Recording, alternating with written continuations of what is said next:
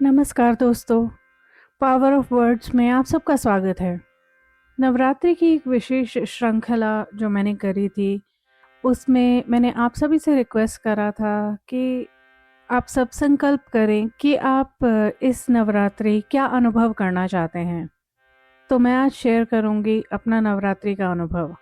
वैसे तो हर नवरात्रि में कुछ ना कुछ मांगती हूँ जो कि मेरे जीवन में किसी तरह से मदद करे, जैसे कि प्रमोशन या फिर नई जॉब।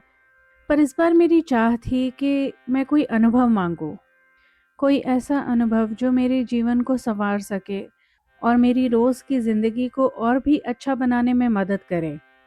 क्योंकि अल्टीमेटली जीना तो मुझे इसी पृथ्वी पर ही है और अपने दोस्तों, अपने लोगों, अपने परिवार के साथ ही रहना है।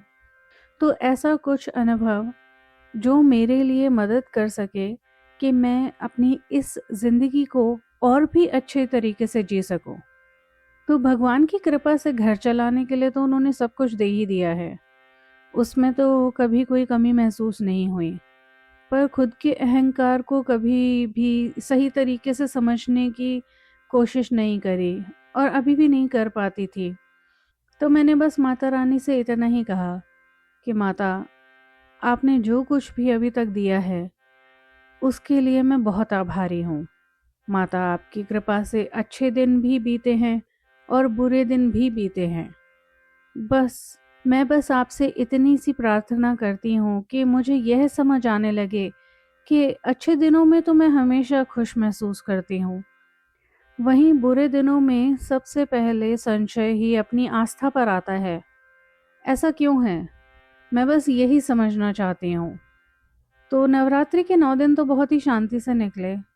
कुछ दिन एनर्जी बहुत ही ज़्यादा होती थी, कुछ दिन एनर्जी थोड़ी कम होती थी, जो हमेशा होता ही है, हर बार होता है, तो उसमें कुछ नया नहीं था। पर 10 दिन बाद फिर कुछ ऐसा हुआ कि मुझे अपनी आस्था पे सवाल उठा और साथ ही यह भी था दिमाग में कि मैं जानती हूँ हर समय, हर क्षण बदलता रहता है, कभी एक जैसा समय नहीं रहता। अगर सवाल करना ही है तो यह समझने के लिए करो कि ये सवाल ही क्यों उठा है कि मेरी आस्था कमज़ोर हो गई है। यह सवाल ही क्यों उठा है कि कुछ भी बुरा समय आते ही मैं सबसे पहले यही बोलती हूँ कि ऐसा क्यों है, आपने सुधारा क्यों नहीं। तो कुछ समय मैं शांति से बैठी और सोचने लगी कि क्यों ऐसा हो रहा है, क्यों मैं हमेशा कुछ भी होते ही अपनी आस्था पे सवाल कर रही हूँ। धीरे धीरे अपने मुंह से निकले हुए शब्दों को रिप्ले में देखने लगी कि मैंने किस तरीके से बोला, मैंने किस तरीके से अपने परिवारजनों को, अपने दोस्तों को ट्रीट किया। समझ आया कि मैं अपने परिवार की या अपने दोस्तों की बातें समझने की बजाय अपनी बातें उन पर थोप रही हूँ। हर इंसान इस जीवन में अलग अलग अनुभव महसूस करता है और मैं भी अलग अनुभव महसूस करती हूँ। अपने परिवार या अपने दोस्तों से हमारे अनुभव सेम नहीं होते हैं, तब भी मैं अपने अनुभवों की सीख उन लोगों पर थोपती हूँ, जबकि करना मुझे बस इतना है कि मैं अपने परिवारजनों, अपने दोस्तों का साथ दूँ। मुझे उन्हें वो जगह, वो क्षण देना है कि जब वह अपने अनुभवों को खुद समझ सके। मुझे बस उनका साथ देना है। मुझे उनको यह नहीं महसूस करवाना कि वे अकेले हैं या कोई उन्हें समझता नहीं है। जब कोई व्यक्ति परेशान होता है या वे किसी पीड़ा में होता है तो वे जली कटी बातें बोल देता है।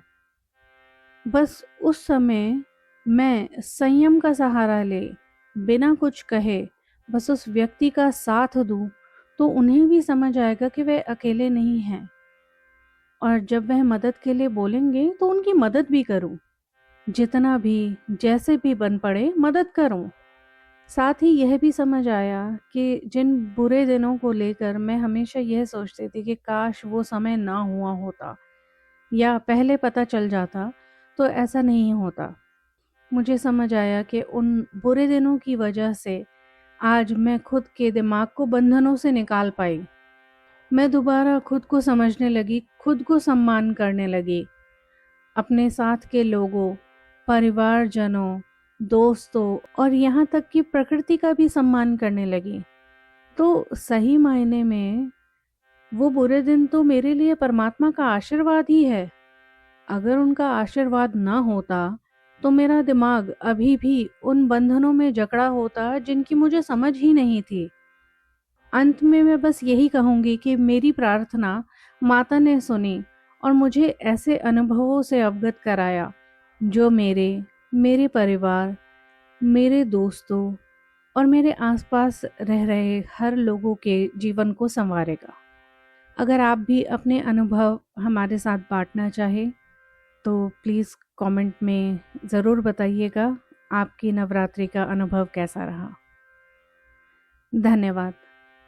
जय माता की।